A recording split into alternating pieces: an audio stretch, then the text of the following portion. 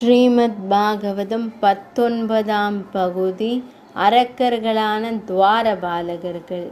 பிரம்மதேவரின் புத்திரர்களாகிய சனகாதி முனிவர்கள் நால்வரும் வானவெளியில் சஞ்சரித்தபடி வந்து கொண்டிருந்தனர்.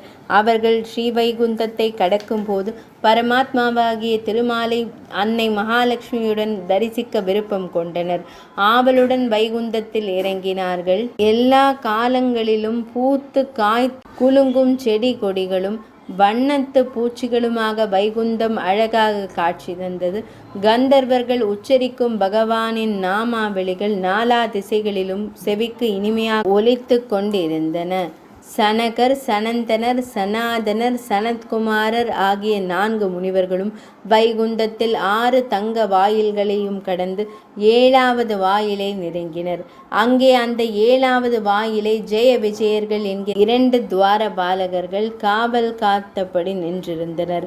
முனிவர்கள் 4வரும் பரவசத்துடன் திருநாமங்களை துதித்தபடி துவாரபாலகர்களை கண்டு கொள்ளாமல் அவர்களை கடந்து உள்ளே செல்ல முயன்றனர். இதை கண்ட ஜெய விஜயர்கள் கோபம் கொண்டனர். தங்களிடம் அனுமதி பெறாமல் அவமதித்து செல்ல முற்பட்ட முனிவர்களை உள்ளே நுழைய விடாமல் தடுத்தனர். துவாரபாலகர்களின் செயலால் சனகாதி முனிவர்கள் கோபம் கொண்டனர். அற்பர்களே, இறைவன் தன்னிடம் பக்தி செலுத்துபவர்களை சந்திக்க எப்போதும் எந்த தருணத்திலும் மறுப்பதில்லை. ஒரு பக்தன் தன்னை நோக்கி ஓர் அடி வைத்தால் கடவுள் அவனை நோக்கி பல அடிகள் வைத்து நெருங்கி வருகிறார். அப்படிப்பட்ட இறைவனின் இருப்பிடத்தில் வசிக்க தகுதியில்லாதவர்கள் நீங்கள். அகங்காரம், ஆணவம் போன்ற அற்பமான குணங்களை கொண்ட நீங்கள் ஆசாபாசங்கள் நிரம்பிய பூமியில் சென்று விழுவீர்களாக என்று சாபமிட்டனர். முனிவர்களின் சாபத்தை கேட்ட துவாரபாலகர்கள் அதிர்ந்து போனார்கள். கலங்கிய விழிகளுடன் முனிவர்களின் பாதங்களில் விழுந்து பணிந்தார்கள். தவத்தில் சிறந்தவர்களே, அறியாமையாலும் ஆணவத்தினாலும் தவறிழைத்த எங்களை தயவு கூர்ந்து மன்னித்து விடுங்கள். எங்களின் தவறுக்கு தண்டனையாக தங்களின் சாபத்தை மனதார நாங்கள் ஏற்றுக்கொள்கிறோம்.